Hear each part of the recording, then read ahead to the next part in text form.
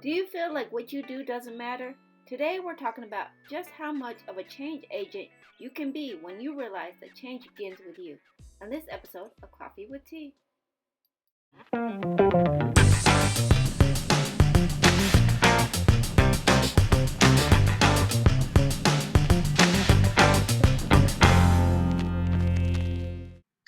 Hello, friends, and welcome to another episode of Coffee with Tea. I'm your host, Tonia and I'm excited because we have Miss Liz Wu. You might have caught us in the last episode when we talked about play. This time, we're going to talk about be the change you wish to see. So, without further ado, I'd like to bring on Miss Liz Wu. Welcome back, Miss Liz. Hello. Great to see you. I know it's always a pleasure to catch up with you. How's everything? How have you been dealing with this whole COVID-19 thing? I am well. Thank you so much for asking. Everybody's healthy, everybody's safe, and in your world too, I hope. Yes, everyone's doing well. Yes. Well, So, thank you for asking, and thank you for mentioning that too, because it does relate to our talk today in the sense that I feel that during this crisis, actually we've had many crises in 2020, I think we really come to understand how interconnected we all are, right? So there's this saying, it takes a village, and it really does, because now, like, literally, we realize, oh, we're sharing the same air. So how I comport myself affects others, and what they do affects me, and literally we're sharing the same earth, the same planet, the same air, and it can have an immediate effect on somebody. So I think this year, it just really drives that point home of how connected we are and how important it is for us to look after one another, right? you're right. So there's another saying that I think we're all familiar with, survival of the fittest, right? Yes. And I'm sure that, in the animal kingdom, that there are certain species that's definitely the case. But for humans, we do not fully develop until our 20s. Right. A baby, I mean, how long is a baby or a toddler physically not that strong, kind of, probably helpless if you left them out in the forest? I wouldn't leave a 5-year-old. I wouldn't leave a 7-year-old. At what point are you going to just leave somebody? I'm just not, right? So, not until your 20s is your body fully developed or your brain fully developed. So, I think for our species, it's really more important for us to be able to work together, to cooperate, and to look after one another to ensure our survival as a species and as the human race. And so, with that being the case, I think it's really important for us to focus on that and think about the ways in which we can look after one another. Right. And I know you have some wonderful programs, so we're going to go dive a little bit more into it. But I've always known you as a connector because I know we connected through Zoom, but we've also networked on a couple of events. So I always consider you a connector. So how is that something that you've always had that was within you, or how did you develop that? As far as connecting with people or just Connecting with other, because I think it comes together because like I said, you're a connector, but you have that mindset of we are one, we work together. So like I said, there are some people who just don't get it, and then there's those who had that personality, and you seem to have that personality that bring people together. So like I said, is it something that you developed, or you just that's how you instantly, it's instinctive? I think I would have to say it's probably a little bit of both, but and I haven't been asked this question before, so it's really making me think. But if I think back to my childhood, I have really vivid memories of saving insects. So like if bees would be drowning in water or worms would be dying on the sidewalk, things like that, I would go and rescue them. And for me, as a child, I could see the connections between things. So, for example, if you had drinking water, you wouldn't contaminate it, right? Because you could drink that later. And so, for me, I couldn't understand.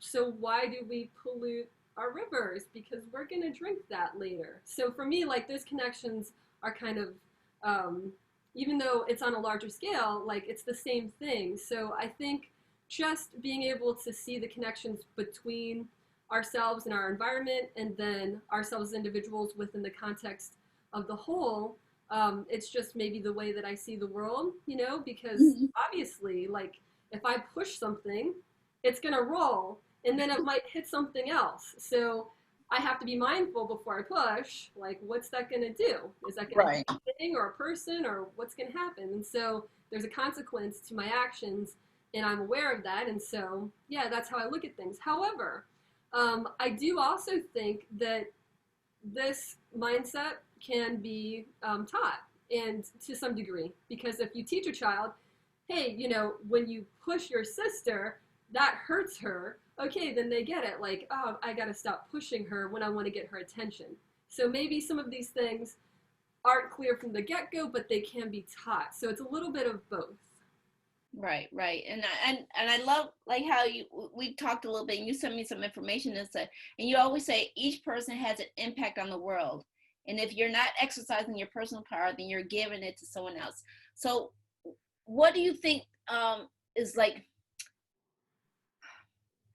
the meaning behind the statement? I guess trying to emphasize it. I mean, we all have an impact that we bring on the world. And if you're not, what are some of the ways we're giving up our personal power if we don't pay attention to that? I guess is what I'm trying to say. Yeah, thanks for asking that. I'm an educator, and so I work with children a lot. And so I think about the point of view of a child often. And so a lot of times I notice that we ask young people, what do you want to be, what you want to do when you grow up? Like, it's way over there. Like, someday you get to be somebody. And, you know, I think it's great to encourage children to dream. However, I think it's also wonderful to encourage them to exercise their power because they already can make an impact in the world. And so I think, you know, from a young age, we can teach our youth that they have personal power, that they have an ability to bring a gift to the world. And so, in the context of this conversation, let me ask, and I'll circle back to your question. Let me ask whoever's listening, raise your hand if you think our society and our world is perfect as it is. So just raise your hand. It's perfect. All right. I mean, I mean, it is where it is, but I would say there's always room for improvement. So right. perfect So is not a good word. that was my second question. Okay, so raise your hand if you think there's room for improvement. Now, yes, I agree with that. I mean, right. There's always room for improvement. And I think certainly 2020 has shown us there's a great deal of room for improvement. So, so with that being the case, what do we do about it? And, you know, like, if we look at things from a structural point of view, what we do is, okay, well, we ask those people to vote on something so that this thing happens that tells those people to do a thing that if they don't, those people are going to, you know, come down on them. There's like this long chain of things, and we're not involved in that chain. We don't have agency to alter any of the things except for maybe that one vote. But in our day-to-day life, we make choices all the time. Okay, so back to that idea of our environment. Maybe I can't solve all of the pollution that's in the ocean right now. However, I could absolutely, next time I go for a walk in the park, take a trash bag with me and some gloves and pick up any litter that I find. I can do that. Okay? And so when I do that, I see an immediate impact. I saw the trash, I picked it up, now I've removed it, and hopefully I've impacted other people in the sense that they can now walk without having to look at a bunch of trash. Animals aren't eating that trash and getting sick or getting stuck and cut. So there's all these things that could happen by my simple act of removing the trash. And so that's something that I could do as an individual that had an immediate impact. And so these are the things that we can do day to day. I'm not saying that specific thing is what you should do. You can choose the things in your life that have meaning and purpose for you. But what I am inviting you to do is to think about it. Think about what are the things in my house, on my street, in my neighborhood, in my city, in my state, in my country, in my world, okay? So you just keep expanding the circle where I can make a change. I could do one thing, two things, whatever it is that I take on, but I can do something about it. Because as we know, if you wait for change to happen, for somebody else to do it, it may take a while, right? If Right. you see dirty laundry in your house and you're waiting for somebody else to do it, it may get done. It may not get done on your schedule, right? So if you want to see something happen and you have the ability to make that change, then I encourage people to think about the ways they could do that and have an impact in their community and in the world. Right. So, Bill, we're going to get ready to dive into how Liz is making a big impact here in Cincinnati. But first, I want to remind everybody, if you're getting some wisdom that Liz is putting down here, please give us some thumbs up. And if you put a comment in the comment section. Let us know what your feedback is, or some of the ways that you give back to your community. So now back to Liz, because she's got some exciting stuff that she does, and I would love you to share a little bit more about your how you're making an impact. You're really doing a big impact here in Cincinnati. Thank you very much. I love sharing quotes. So there's another quote, and it says, volunteering is the ultimate exercise in democracy, because when you vote, you can vote once a year in the polls, but with volunteering, you can vote every day for the world in which you want to live. And so that's kind of the basis of the idea for two projects. One is called Kind Flash, and the other is called Revolution Cincy. They really have pretty much the same aim, and that is to inspire, encourage others to be the change they wish to see in the world. And I even have my little mug, you know. This is coffee with tea. Yes, yes, yes. Be the change in the world you wish to see, or be the change you wish to see in the world. Yeah. And so I guess, you know, that might be one of my mottos. But Kind Flash, I'll just start with that one, and then I'll give you a link for the video if people want to see it. The music video, Revolution Cincy. Kind Flash comes out of the idea of just spreading kindness. There's this concept of random acts of kindness, right? And so it's basically that. Our mission is to cultivate a culture of kindness. So kindness for kindness sake. You know, there's not necessarily any immediate reward, or it's not like it's a certain time of year and that's when we do these things. It should be just an everyday thing, an ordinary thing. You know, you get up, you brush your teeth, you might, you know, do some cooking, you eat 3 times a day, you do your kind acts. It's just part of your lifestyle. That's the way I like to look at it. And so Kind Flash is currently, it's a nonprofit, currently hosted online. And so you can just find us on Facebook. If you don't use Facebook, you can just email us at kindflash@gmail.com and we can put you on the mailing list. But the concept is to organize easy, simple, replicable events that allow people to make an impact in their community. And so one particular event that we do every year is called the Citywide Clothing Drive, and I think that's the one that you're most familiar with. And basically, we have 52 neighborhoods in Greater Cincinnati, and then we have some other neighborhoods in northern Kentucky and all the way up to Hamilton, Ohio. And so over this geographical area, we do our best to serve each one. This takes place the 3rd weekend of January, traditionally. And what happens is the people collect warm clothing items, such as hats, gloves, scarves, or socks. They bag them in Ziploc bags, 1-gallon Ziploc bags, and then add in a little postcard that lets people know that they're free to take. And then on this weekend, people have chosen their neighborhood, and they take 20 or more of these little packets, and they put them out where they are free for the public to take. So they're put out on bus stop benches, they're hung on telephone poles, just anywhere a passerby could see them and then read that they're free to take, and hopefully benefit that person. And so, you know, something as simple as going to your closet and finding some items that maybe you don't use, or going to the store and picking up a few items for somebody else. You can just take that and put it out for someone. This is something we do once a year, but the concept could be any time of the year. So some people do this year round. It doesn't always have to be winter items. It could be keeping, little packets of snacks and water in your car. And then if you pass somebody on the street who really looks like they could use some food, you could just ask them and offer it to them and see if they, could benefit from that. Just something easy to do, replicable, that, that could potentially change that person's day. Right. I have to admit, this is my little thing. I haven't really done the clothing drive yet, but I have participated in the one where we had to like leave your little messages and you take it off. If you need more love, take the little. So that was pretty fun because it got me out of my comfort zone. I was up in Walmart, like in their bathroom, trying to tape stuff up. So, it was just fun. So it's always encouraging to do it with another group of women or men who want to participate. So I would definitely say check out Kind Flash. It's fun.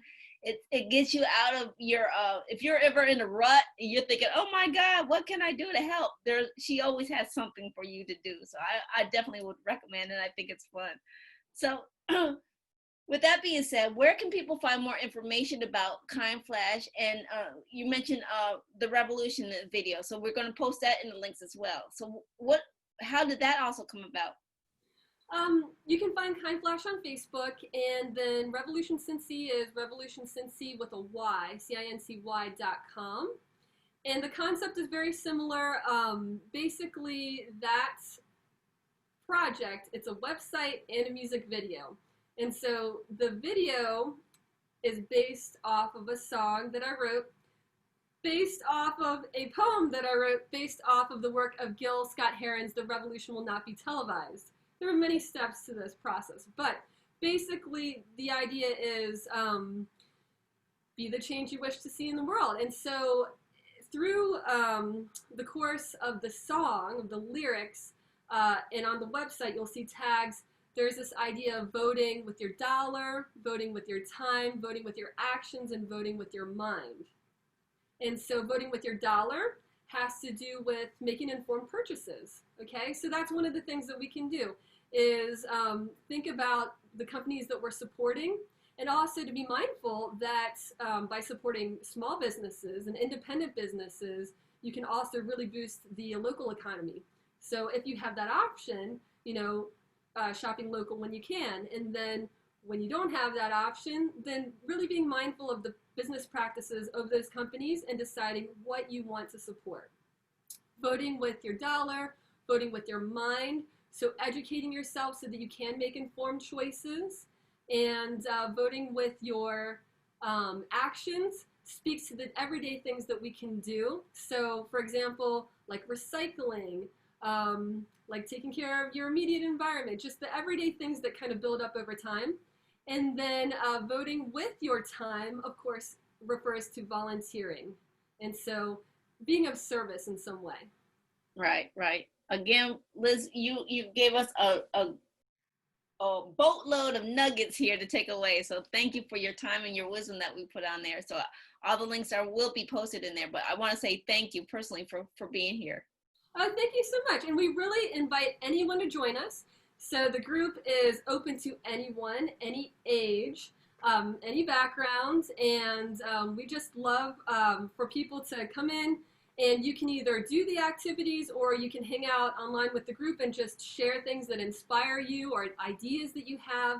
Sometimes in the group people post when they see a need. So for example, I'll give you an example. A couple years ago, there had been an uptick unfortunately, in the cases of homelessness in children in northern Kentucky. And there were just some really high rates at that point. And so members of our group kept posting the same articles and saying, what can we do, what can we do? And so obviously that's a huge issue. We can't solve it in one go. But what we did do was put together an event where we had a day of fun and games and pizza party for students at this particular elementary school, where everybody was just invited, and anybody who was in that group that the administrators, had decided upon, they could just have a day of hopefully fun and normalcy where they can maybe get their mind off of some of the things that were challenges in their life. And so, you are welcome to interact with the group in any way that you like. You're welcome to take some of the ideas and make them your own. You're welcome to engage with them, or like I said, if you see a need in your community, to put it there. Right now, the group is based out of the greater Cincinnati area, but I'm looking to kind of expand, since this is online, expand it to be more applicable just in general, worldwide, so that the idea is that somebody could see, oh, this is what they did, this is how they did it, now I can kind of take this framework and do it in my vicinity. And so that's our goal, is to make it easy for people to spread kindness. Right. I love it. So again, thank you so much for being here and sharing that message. And like I said, all the information that Liz is putting out will definitely be posted in the comments to follow up. So I want to share that with you, and I want to thank everybody who did tune in and enjoy this episode. Feedback is always welcome. Email us if you have any guests or show ideas. Links are always going to be posted in the comments. Again, if you enjoyed this video, give us a thumbs up. Put a comment in the comment sections. Let us know your feedback.